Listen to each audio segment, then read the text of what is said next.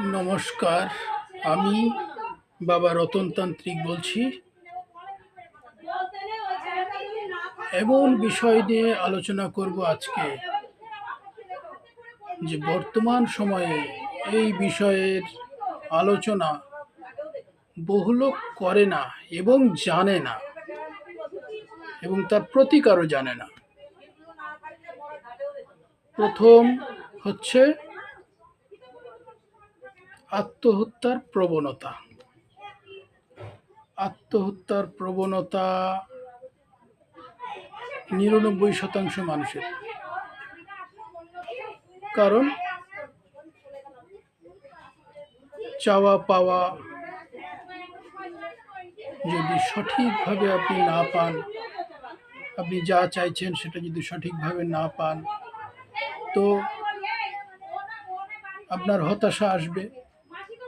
হতাশার ফলে আপনার আত্মহত্যার প্রবণতা আসবে, এবং আত্মহত্যার প্রবণতা বিভিন্ন কারণে আসতে পারে। গ্রহের কুপ্রভাবে আত্মহত্যার প্রবণতা আসে। এই আত্মহত্যার প্রবণতা যার মধ্যে থাকবে কাটিয়ে দেওয়া যায়।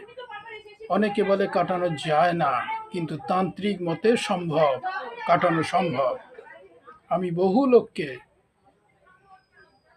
সঠিক তাবিজ দিয়ে আমি এই প্রবণতা কাটিয়ে দিয়েছি। সম্ভব।